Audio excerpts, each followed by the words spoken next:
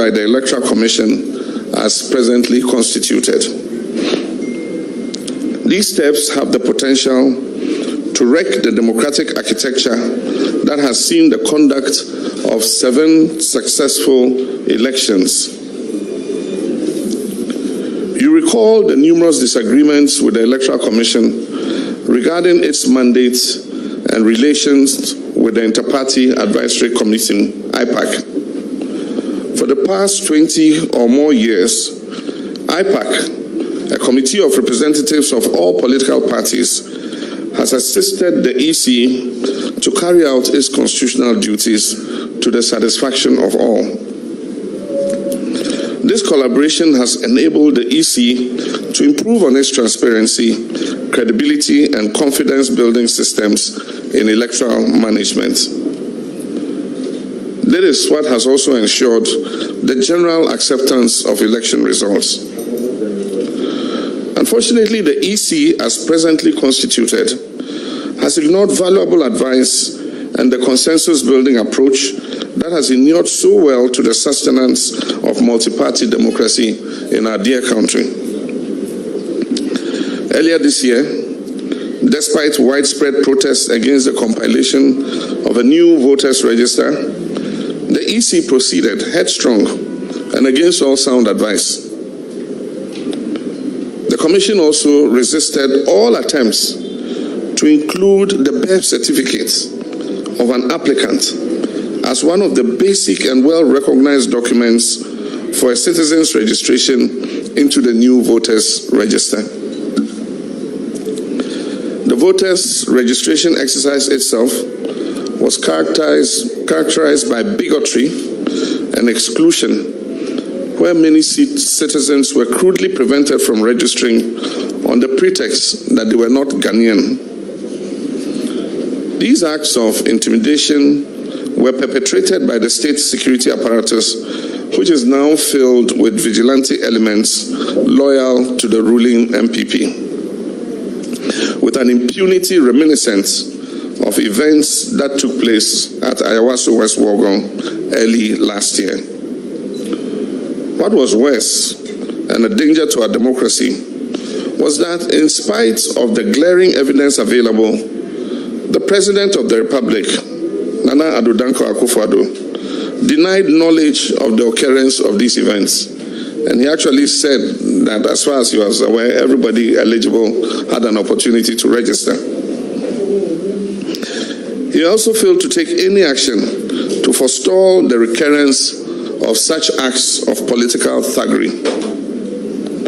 My brothers and sisters, I regret to note that these irregularities, inconsistencies, and intimidation are generating anxiety amongst the Ghanaian public that the upcoming elections may not be free and fair. It is deeply troubling that the ongoing exhibition of the voters' register has revealed significant omissions and in some cases the deletion of names of registered voters on a wide scale. There are also instances in which the gender, name, and registration center of voters have been transposed. As an interested party in the December elections, we want to state and strongly that these alarming warning signs do not bode well for a free and fair election.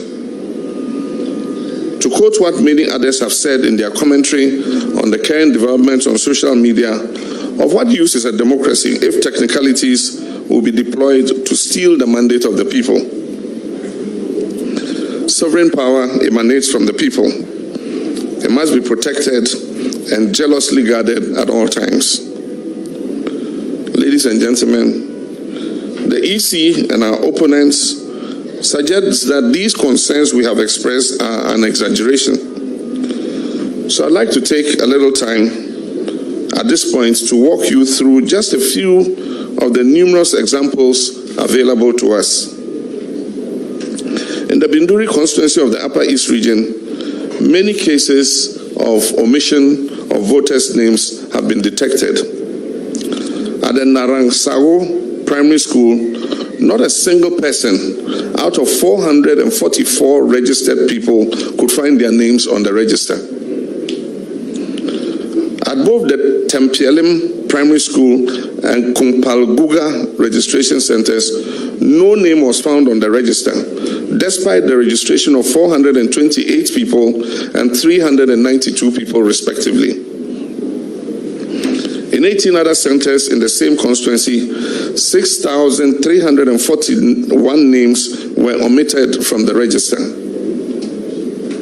In Jirapa, in the Upper West region, a total of 2,057 names were nowhere to be found on the voters' register in 5 centers. At Klote Kole in Greater Accra, 2,054 people who registered in some 12 centers did not find their names. In Krowo, also in Greater Accra, cases of duplicated numbers were recorded in as many as 8 centers, and this affected 2,453 people. In Ashaiman, the vigilance of our MP, Honorable Ernest Nogbe, and other NDC executives ensured the detection of the omission of over 21,000 names from the register, including that of the MP. In response to this, and very deviously, the EC presented a new register, which was still short by 7,000 names, although this time the name of the MP had been included.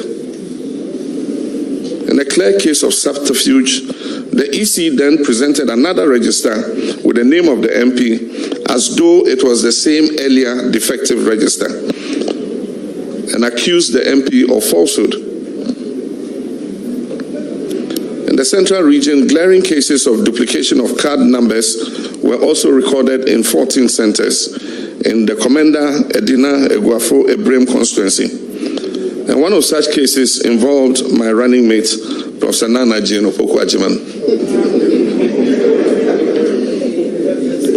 She went to her center to check her name. She sent somebody to check her name, and they said she had to come herself because her number was duplicated. Somebody else had the same number as her.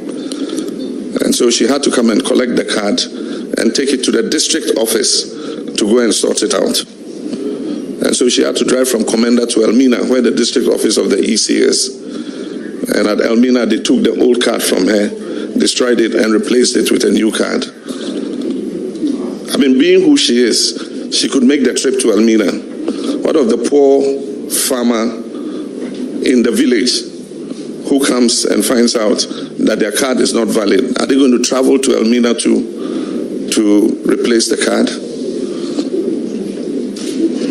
In the Volta region, significant numbers of names were missing on the register in some constituencies. For example, in Ketu South, 6,158 names were missing. In Anglo, 984 names could not be found. In Akachi South, 426 names were omitted, while in Ketu North, 260 names were missing. Again, in Keta, 275 people could not find their names on the register. In the northern region, instances of missing names have been recorded in Karaga, Tamale South, and Tolong constituencies respectively, which yield a total of 2,173 missing names. Yet another anomaly has been detected, which revolves around the appearance of additional names on the register, which have served to swell it. In Asawasi in the Ashanti region, 907 additional names have mysteriously appeared on the register. Ladies and gentlemen, I need to stress that these examples are just a fraction of the magnitude of the problems encountered so far with this exhibition exercise. Even though the occurrence of anomalies during voter exhibition exercises is not new, the sheer volume and magnitude of the recorded anomalies in this ongoing voters exhibition exercise are unusual and unprecedented, and give us genuine cause for concern about the credibility of the register and the integrity of the electoral process. This is particularly so given the limited amount of time that we have for the resolution of these major challenges before we go into the December elections. It is obvious that the EC, despite the desperate public relations attempts, recognizes its failures and the potential challenges to the electoral process emanating from its actions. We believe that the decision to extend the exhibition period to Sunday, September 27th, vindicates the position of the NDC. We, however, think that a 2-day extension is inadequate to address the magnitude of issues that we have discovered that need to be resolved. The NDC wishes to recommend to the EC once again to begin a regular, comprehensive, and transparent dialogue with IPAC. Ladies and gentlemen, it is trite knowledge that a major requirement and prerequisite for the conduct of free and fair elections is the availability of a credible voters' register. As many have observed, the EC announced the exhibition of the voters' register to take place between the 18th and 25th September 2020. The EC itself has publicly admitted errors in the register that is currently being exhibited. But that's not all. There are procedural concerns too.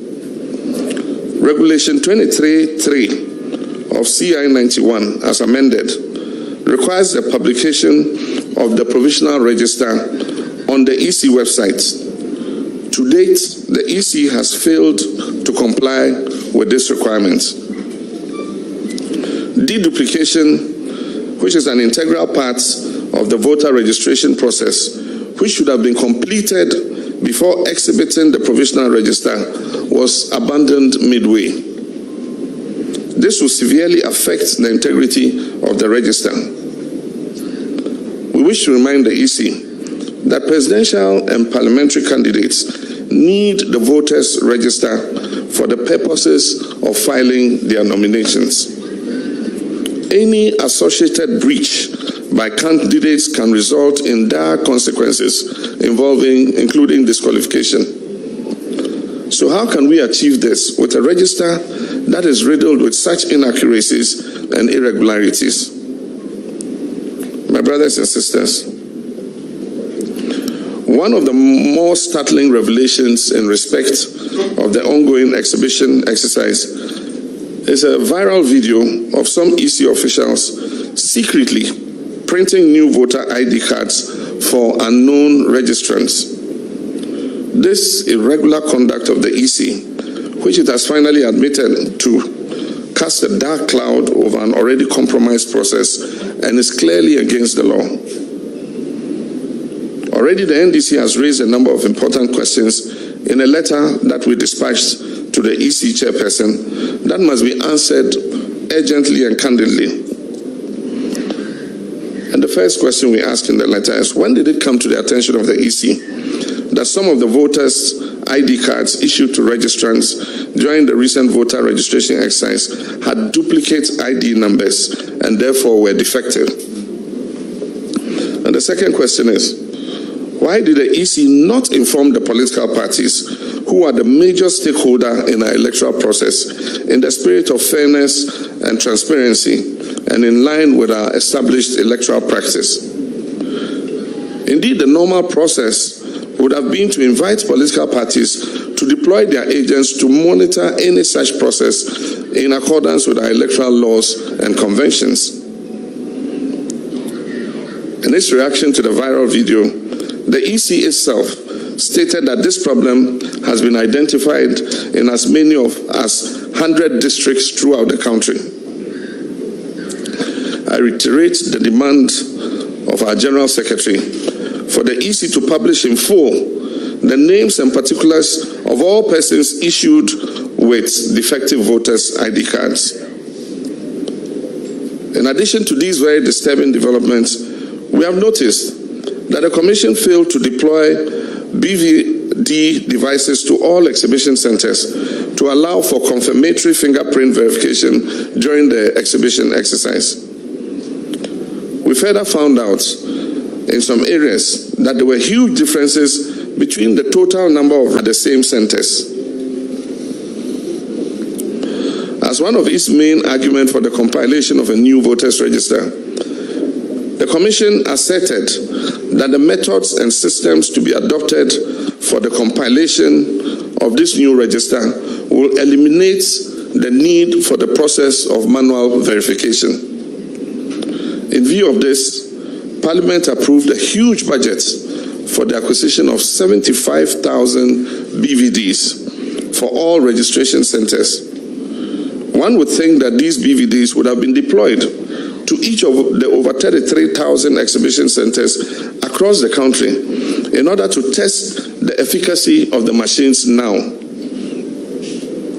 As it is, only 5,000 have been deployed nationwide, thus raising the possibility of widespread manual verification of voters on election day if these BVDs fail to function properly. All these matters, among others, must be discussed as part of a dialogue between EC and IPAC about the way forward. And finally, I wish to make an appeal to the international community, international election observers, and our domestic observers. Given all that has gone amiss with the electoral process and the likelihood of continued greater challenges ahead of this year's election, I'll want to urge them to focus their lenses on Ghana and arrive earlier in the country than ever before. This will enable them to engage the EC, IPAC, and all stakeholders as part of efforts to resolve these major problems with the register. My brothers and sisters, it matters very little whether the situation confronting us is a product of incompetence or malice or both. Our demands are the same regardless. We want to see fairness, transparency, and integrity in the process leading up to the election, including in this exhibition exercise. We expect that when such monumental breaches are pointed out, the EC will take responsibility and act in good faith to resolve them. We in the NDC have exhibited restraint at all times in this electoral process. Even now, we are committed to doing so. But let me serve notice, once again, that we will not accept the result of a flawed election.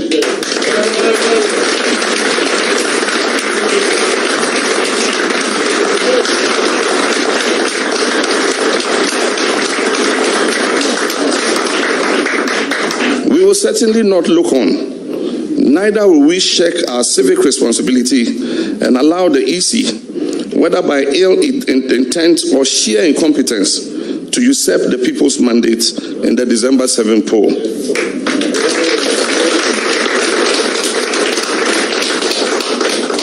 The Electoral Commission must take immediate steps to rectify and sanitize the register and re-exhibit it to afford the voting public and all stakeholders an opportunity to verify their particulars in the voters register before it is finalized.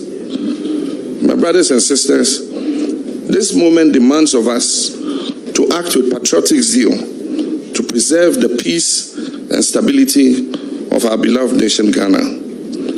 The true will of the people must triumph. I thank you, and may God bless us all.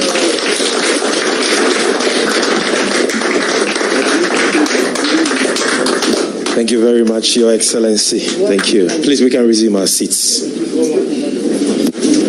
Ladies and gentlemen of the media, you've heard the flag bearer of the NDC. At this stage, we want to find out if there are any questions that our friends from the media would want to ask. If you have a question, kindly come forward. We'll give you a microphone. You tell us your name, your media organization, and then you ask your question.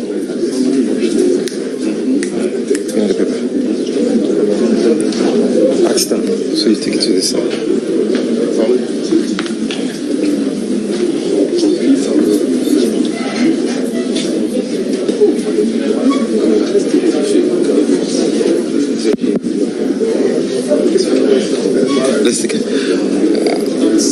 are waiting for you. I can see Kester from Graphic. Yeah. No, it's okay. Please, can we hear you? Thank you. I wanted to find out what a flawed election will be. Your name and your media organization. Okay, my name is Kester Kranche. I write for the Daily Graphic. I wanted to know what a flawed election would be, and if this speech, as I heard it, is to water the grounds for the people of the NDC,